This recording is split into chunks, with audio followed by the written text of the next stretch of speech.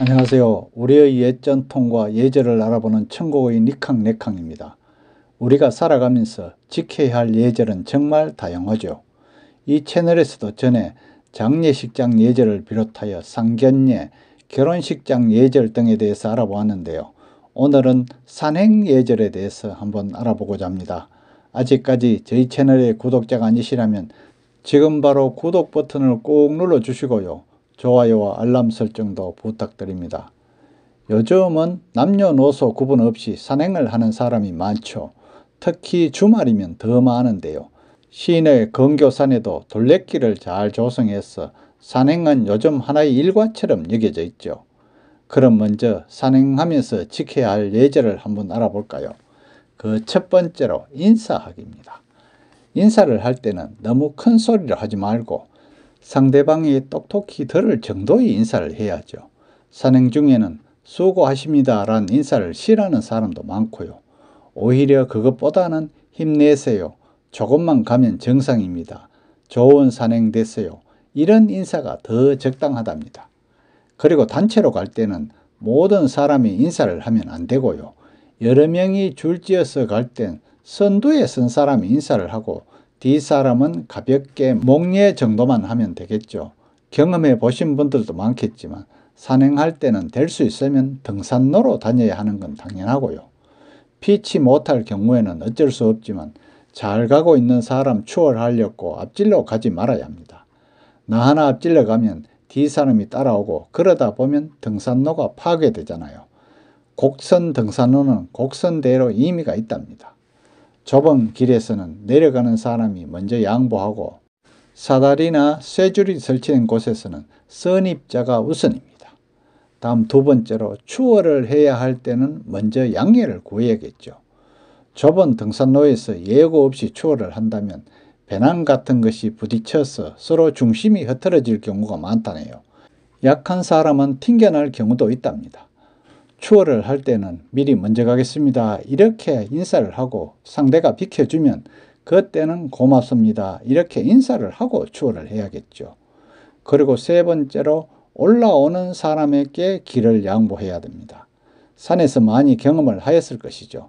내려오는 사람보다는 올라가는 사람이 시간이 촉박하잖아요. 또 페이스 유지도 올라오는 사람이 유지하기가 더 어렵죠. 단체일 경우에는 소수인 그룹이 양보를 해야 한답니다. 그리고 네 번째, 물을 달라고 하지 않는답니다. 산에 대한 무지함에 수통을 준비 안 하거나 무게 조금 줄이려고 수통에 물을 반쯤 채우거나 해서 산행을 하는 경우를 자주 보는데요. 물이 남아서 큰일 나는 건 본 적이 없으므로 수통에 물을 채울 때는 항상 가득 채워야 한답니다.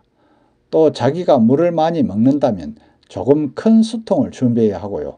그리고 어쩔 수 없이 물을 빌렸을 때는 벌컥벌컥 이렇게 마시지 말고요.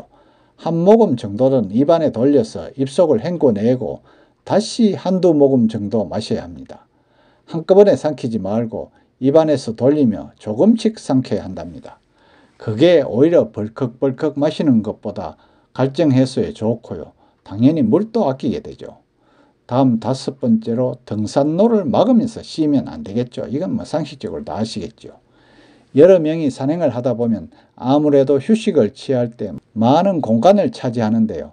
리더가 적당한 공간이라고 생각을 해서 휴식지로 정했을 경우라도 막상 여러 명이 앉다 보면 좁은 경우가 허다한데요. 그러다 보니 올라가는 사람이나 하산인들에게 방해를 줄 정도로 등산로를 막는 경우가 많아요. 옆이 절벽이 아니라면 옆으로 비켜서 쉬고요. 비킬 여유가 없다면 거기서 몇 발짝만 더 가면 또 몇 명 앉을 공간이 있답니다. 절대 등산로를 막고 쉬지는 말아야 한다네요. 다음 여섯 번째로 등반대장, 그러니까 리더보다 앞서지 말아야겠죠. 여러 명이 산행을 할 때 절대 리더보다 앞서지 않는다는데요. 산행이 자기 페이스보다 조금 늦더라도 웬만하면 무리해서 이탈하지 말아야 한답니다. 서로 앞질러 간 사람이 그 산을 잘 안다고 해도 리더는 마음을 졸이게 되죠. 그리고 인원 파악하는 데 지장이 많으므로 팀 단위로 산행을 시작했다면 팀원 답게 행동해야 합니다. 다음 7번째로 등반대장이 잘못을 하더라도 공개적으로 반대하면 안 됩니다. 서로 리더가 길을 잘못 잡고 있더라도 모든 사람이 다 들으라는 듯이 말하지 말아야 하고요. 그럴 땐 리더한테 가서 조용한 목소리로 이 길이 아닌가 봐 이런 정도의 이야기를 해야 한답니다. 리더가 흔들리면 팀 전체가 흔들릴 경우가 많겠죠. 날씨나 팀원의 컨디션이 최상일 땐 별 문제가 없겠지만 누가 다쳤거나 날씨가 악천후일 때는 저마다 한 소리씩 한다면 최악의 경우로 갈 수도 있답니다. 그렇다고 리더가 쇠고집부리라는 것은 결코 아니고요. 다만 리더가 틀리더라도 리더의 흔들림으로 팀원까지 불안하지 않게 하자는 그런 의미랍니다. 다음 8번째로 앞사람 발자국을 따라 일렬 보행하고 운행 중에는 잡담을 하지 않는답니다. 3보 정도 간격으로 반드시 앞사람 발자국을 따라가야 하죠. 조금 편할 것 같은 생각에 옆으로 빠지거나 또 몇 발짝 더 걸으려 질러가지 않아야 하고요. 특히 위험한 길이나 겨울산, 낙엽길, 미끄럼길에서는 앞사람 발자국을 따라가는 것이 가장 안전한 방법이죠. 운행 중에는 일체의 잡담을 삼가하고 휴식 중에도 조용한 어조로 대화를 해야 합니다. 다음 9번째로 힘들고 처지는 사람은 앞으로 보낸답니다. 같은 팀의 앞사람을 추월하지 말고 항상 자기 뒷사람에게 신경을 써야 하고요. 시야에서 사라지지 않도록 서로 시선 접촉을 해야 합니다. 뒷사람이 처지면 양보하여 자기 앞으로 보내야 하겠지요. 이렇게 하면 결국 가장 지치고 늦은 사람이 앞에서 걷게 되고 그 사람의 속도에 전체의 운행을 맞춰야 하고요. 함께 걷고 함께 쉬도록 해야겠죠. 선두와 후미는 항상 시야로 연결되어야 합니다. 다음 10번째로 함께 걷고 함께 쉬어야 합니다. 휴식 장소에 먼저 도착했다고 해서 짐을 아무렇게나 벗어 던지지 않고요.